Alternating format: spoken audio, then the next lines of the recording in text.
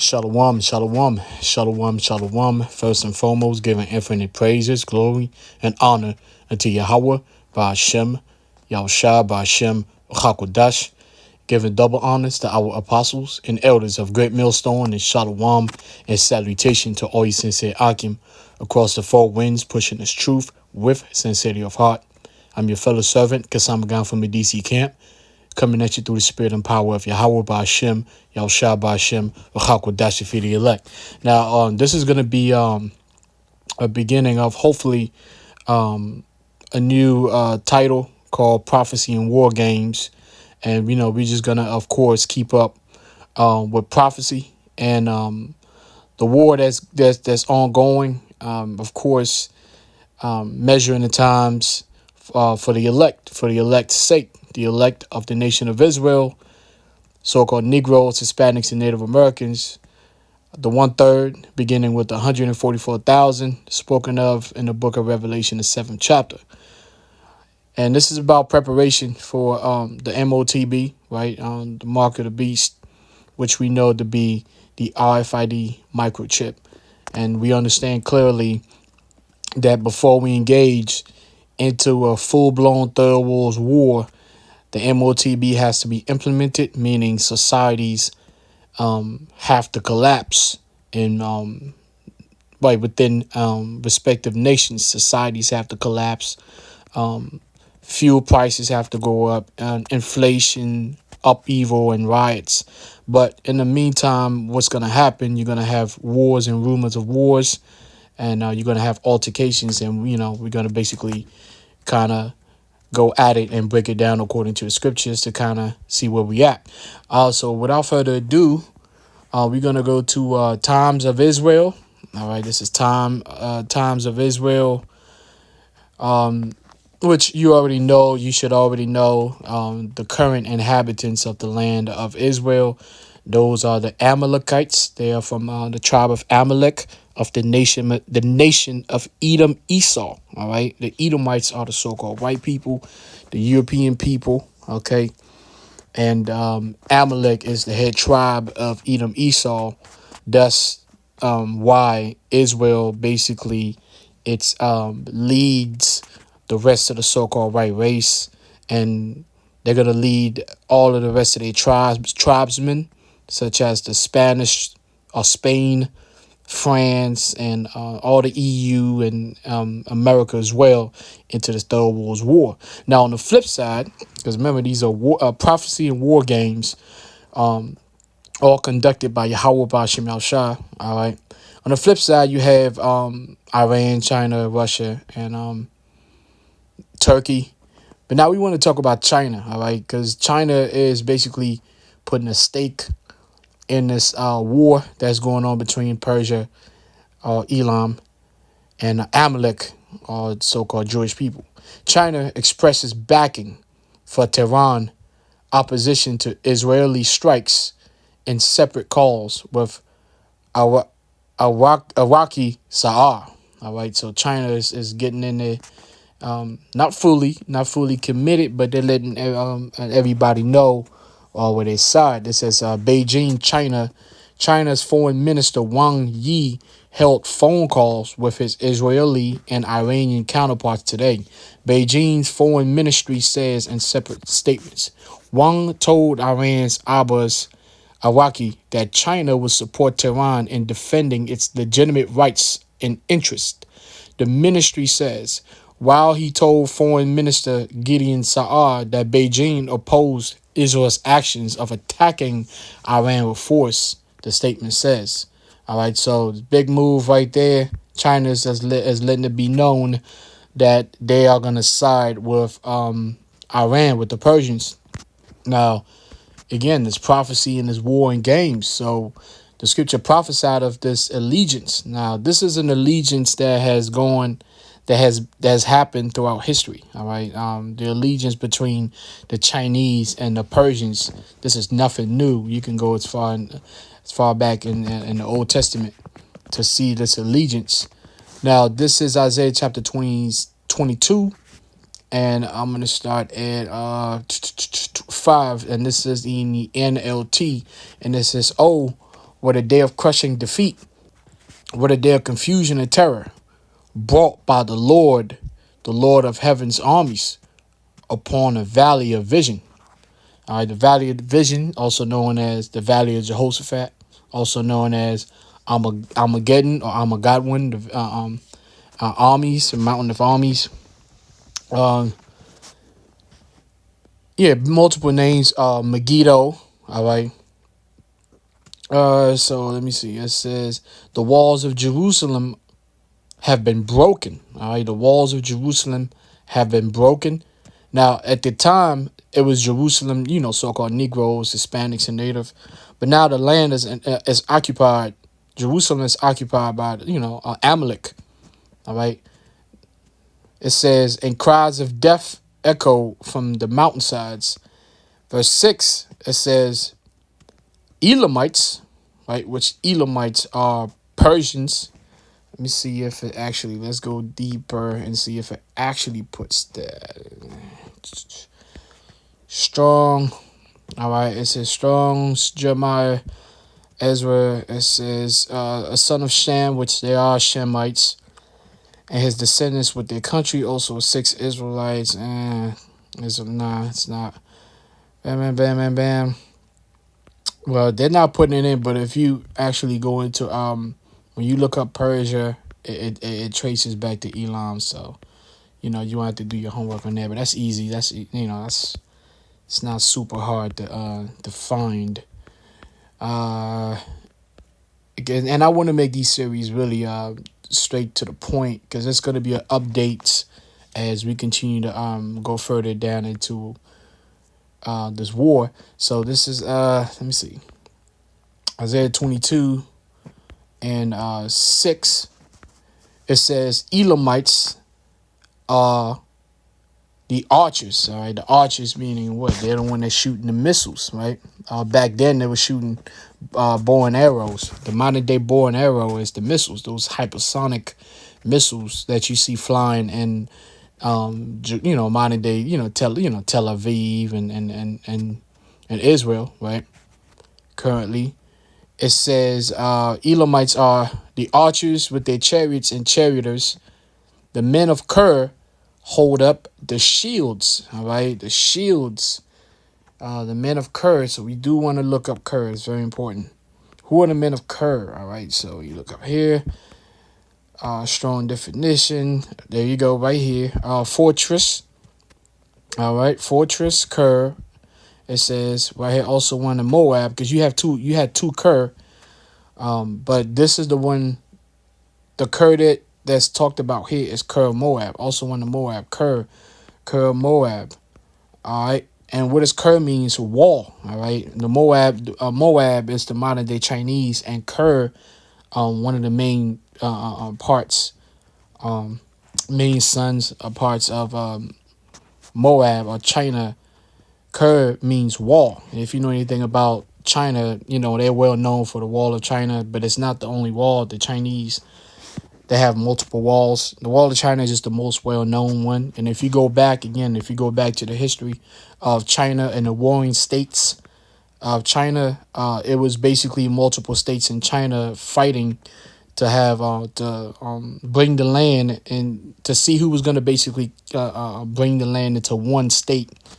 I think it was the state of Xi, which is XI, if I'm not mistaken. The emperor, the first emperor, was able to bring all the states together, and all of them had walls. You had the state of Zhang, Xi. It was multiple states. Zhao. They all had walls. Chinese are well known for walls, so it's very important to understand. That's the reason why Ker comes up and it means walls. So the backing that it's talking about right here. Let me see. When you have shields are made for what? Protection. All right. So the Chinese are going to back, and they're going to protect Iran, because that's Ker. They're going to protect Iran, and that's why they're basically letting it be known that that's what they're going to do. All right. So we got that. Now, one of the reasons why they're stepping in is because of this right here, because you had trickery going on, from Esau Edom. Beginning with Donald Trump, you got trickery going on. This is Trump. This is the New York Post. This is New York Post, and it says Trump vows Iran and Israel will make a deal as strikes continue after IDF warned of point of no return.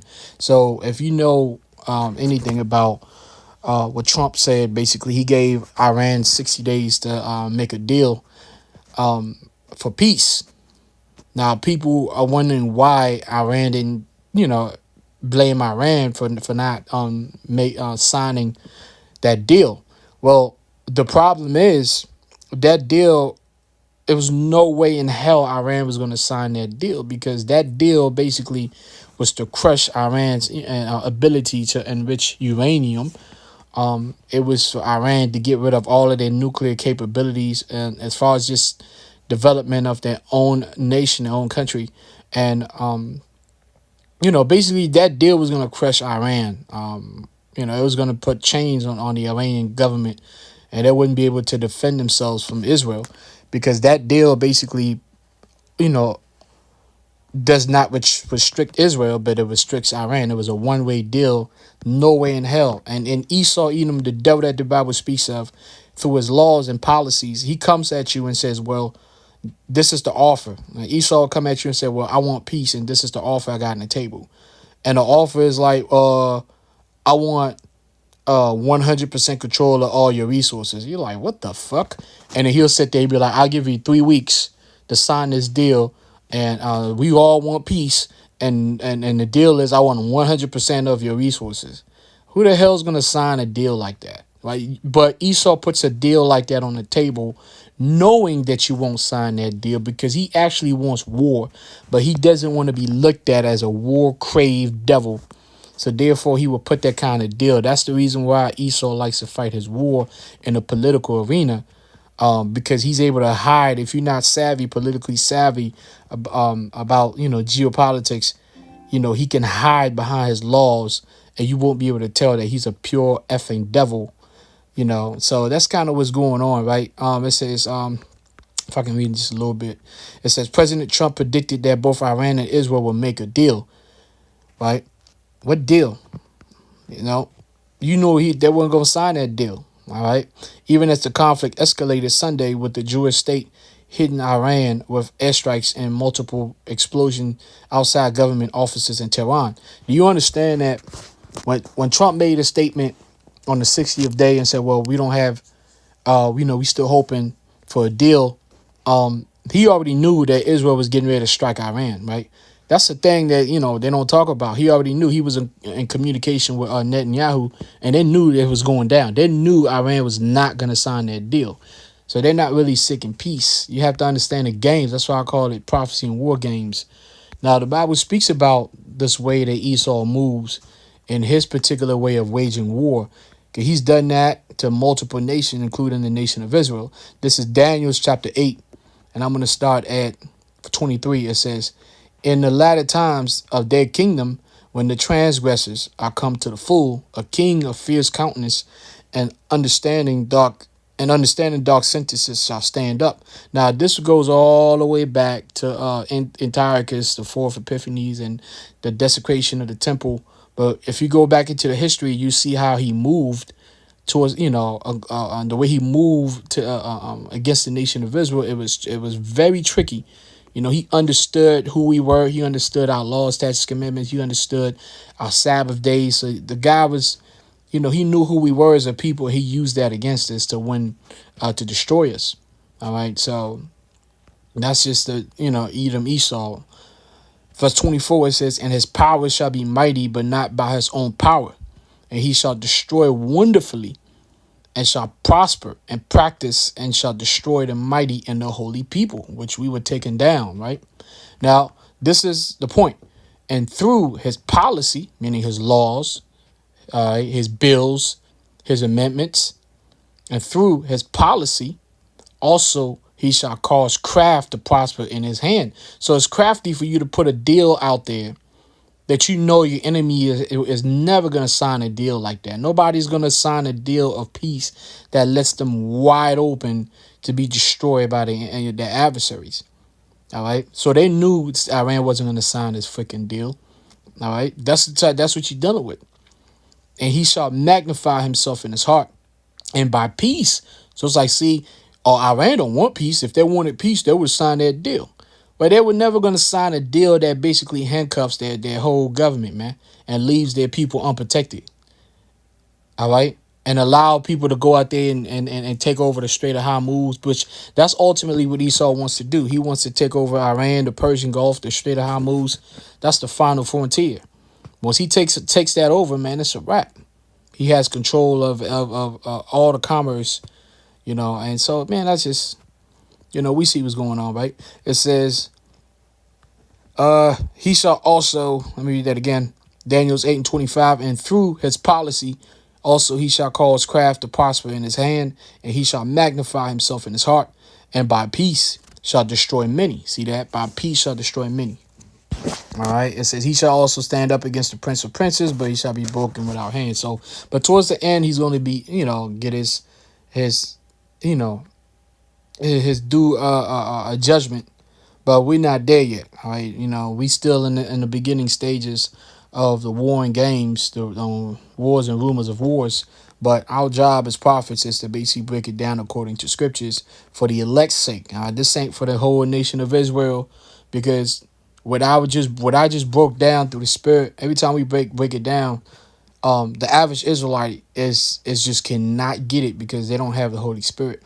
All right, so this is a secret from the Lord towards His elect.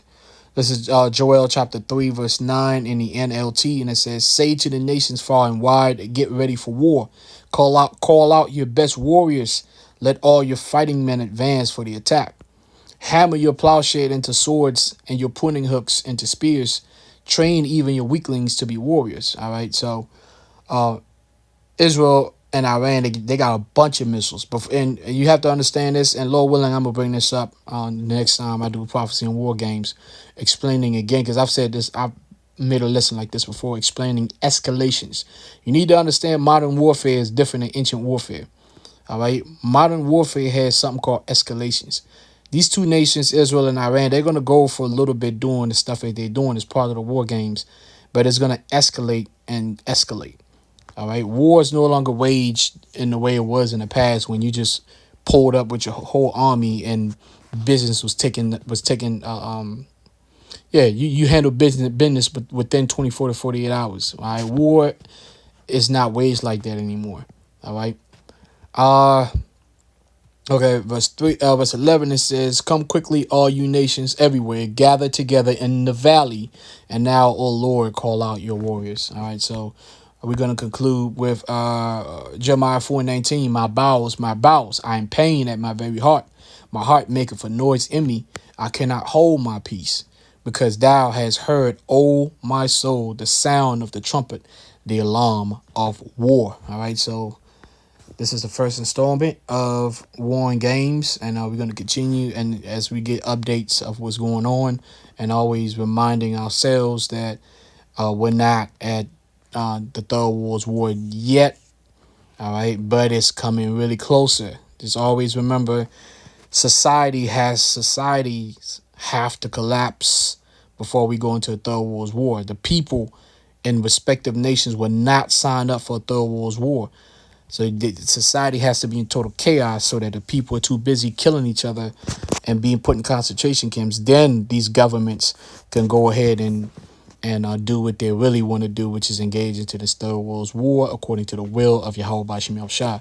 So with that, I'm going to say, Kal Halam La Yahweh B'Shem Yahushua B'Shem Uchakodash. Give a double honors to our apostles and elders, a great millstone, and shalom and salutation to all you sincere Akim across the four winds, pushing this truth with sincerity of heart. Kasama God from a DC camp. Shalom.